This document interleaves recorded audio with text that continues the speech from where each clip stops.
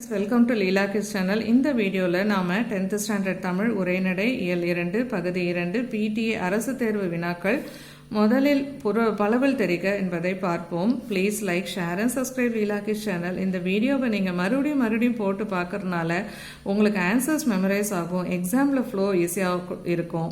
இதை ஷார்ட் வீடியோஸாகவும் கொடுத்துருக்கேன், நல்லா ஹெட்ஃபோன் போட்டுட்டு கேட்டு பயன்படுங்க. புதிருக்கான விடையை வரிசைப்படுத்தி தேர்ந்தெடுக்க.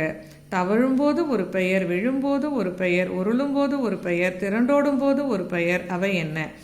நீர், மழை, ஆறு, ஓடை, மேகம், மழை, நீர், வெள்ளம். மாறி, கார், நீர், புனல். மழை, புனல், மேகம், நீர். மேகம், மழை, நீர், வெள்ளம் என்பது விடை. கொடுக்கப்பட்டுள்ள அனைத்து சொற்களும் அமைந்த பொருத்தமான தொடரை தேர்ந்தெடுக்க. மலை, மழை, மேகம், ஆறு, ஏரி, குளம். மலை மீது மழை பெய்து ஆற்று வெள்ளம் ஊரின் வழியே பெருக்கெடுத்து ஓடியது. கருத்த மேகம் மலை மீது மழையை பொழிய ஆறு, குளம், ஏரி அனைத்தும் நீரால் நிரம்பின. திரண்ட மேகங்கள் மலையில் மாறியாகி ஆறு, ஏரி, குளங்களில் நிறைந்தன. மலை மீது மழை பொழிய ஏரி, குளங்கள் நிறைந்து பின் கடலில் சென்று கலந்தது. விடை. கருத்த மேகம் மலை மீது மழையை பொழிய ஆறு, குளம், ஏரி அனைத்தும் நீரால் நிரம்பின. விடைக்கேற்ற வினா அமைக்க. கிரேக்க அறிஞர் ஹிப்பாலஸ் என்பவர் பருவக்காற்றின் பயனை உலகிற்கு உணர்த்தினார். பருவக்காற்றின் பலனை உலகிற்கு உணர்த்தியவர் யார்?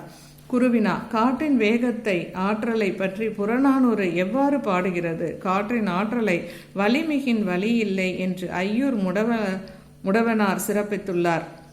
மதுரை இளநாகனார் கடுங்காற்று மணலை கொண்டு வந்து சேர்க்கிறது என்று காற்றின் வேகத்தை பற்றி புறநானூறு பாடுகிறது. சிறுவினா. காற்று மாசுபடாமல் இருக்க நாம் என்ன செய்ய வேண்டும்? உயிர் வழியை ஆக்சிஜன் தரும் மரங்களை வளர்த்தல், மேம்பட்ட குப்பை மேலாண்மையை மேற்கொள்ளுதல், பொது போக்குவரத்துக்கு முன்னுரிமை தருதல், மின்னாற்றலால் இயங்கும் ஊர்திகளை மிகுதியாக பயன்படுத்துதல், கச்சா எண்ணெய், நிலக்கரி முதலிய புகை வடிவ எரிபொருள்களை தவிர்த்தல், வீட்டு சமையலுக்கு விறகுகளை பயன்படுத்துவதை கைவிடுதல், ஹைட்ரோ கார்பன் HC என்னும் குளிர் பதனியை பயன்படுத்துதல் போன்றவற்றை செய்ய வேண்டும். ஹிப்பாலஸ் பருவக்காற்று என்றால் என்ன? கிபி முதல் நூற்றாண்டில் ஹிப்பாலஸ் என்ற கிரேக்க மாலுமி பருவக்காற்றின் உதவியால் முசிறி துறைமுகத்திற்கு நேரே நடுக்கடல் வழியாக விரைவில் பயணம் செய்யும் புதிய வழியை கண்டுபிடித்தார்.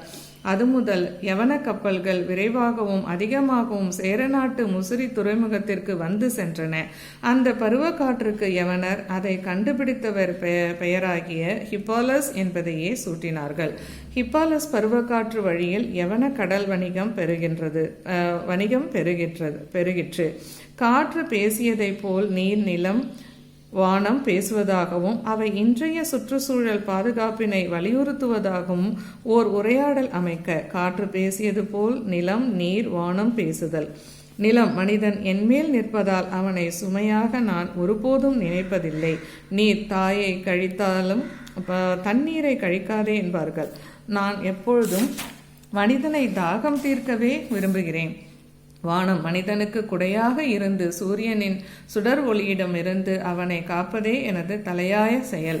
நிலம். இன்றைய மனிதன் பயன்படுத்தும் நெகிழிகளாலும் செயற்கை உரங்களாலும் என் வளம் குறைந்துவிட்டது. நீர். செயற்கை உரங்கள், தொழிற்சாலைகளிலிருந்து வரும் நீர் மற்றும் தேவையற்ற குப்பைகளை நிலத்தில் புதைத்ததால் நான் மாசடைந்து போகின்றேன். வானம். நான் பரந்த பகுதியாக காணப்பட்டாலும் என்னை தேவையற்ற புகைகளால் மாசடைய செய்கின்றனர். நிலம். எத்தனை துன்பங்கள் என்னை தீண்டினாலும் பொறுமையை கடைபிடிப்பது, மக்களை காப்பது, உணவளிப்பதும் எனது வேலையாகவே இருக்கும். நீர். நிலம் கொடுக்கும் உணவை உற்பத்தி செய்யும் உணவாக மக்கள் பயன்படுத்தவும் நான் துணை நிற்பேன். வானம். காற்றில் கலந்த நச்சுக்காற்றை விலக்கிவிட்டு நல்ல தூய காற்றை தொடர்ந்து மக்களுக்கு தருவேன். நெடுவினா. காற்று மாசடைவதைப் போல நிலம் மாசடைவதை விரித்து எழுதுக. பயிரிடும் நிலங்களை விட்டு மனைகளாக மாற்றும் போது நிலத்தின் அழகு கெடுகிறது. நிலத்தில் குப்பைகள், நெகிழிப்பைகள், மெது உருளைகள் போன்றவற்றை எரிப்பதால் நிலம் மாசடைகிறது. குப்பைகளை மலை போல குவித்து வைத்து நிலத்தை அசுத்தப்படுத்தும் போது நிலம் மாசடைகிறது. ஓடுகின்ற நீரில் சாக்கடையை கலக்க விடுதல், தொழிற்சாலை கழிவுகளை கலத்தல் போன்றவற்றால் நீர் மாசடைவதோடு நிலமும் மாசடைகிறது. நிலம் மாசடைதல் உலகில் தோன்றுகின்ற உயிருள்ள மற்றும் உயிரற்ற அனைத்தையும் தாங்கி நிற்பது நிலமாகும். பஞ்சபூதங்களில் முதலாவதாக குறிப்பிடப்படுவது நிலம் ஆகும். நிலம் மாசுபட்டால் அதனை சார்ந்திருக்கும் மற்ற இயற்கை வளங்கள் அனைத்துமே பாதிக்கப்படும். இயற்கை விளைவுகளில் காரணமாக நிலத்தில் அல்லது மண்ணின் தரம் குறைந்து மற்றும் வளமிழத்தல் போன்றவற்றை நிலம் மாசடைதல் என்கிறோம்.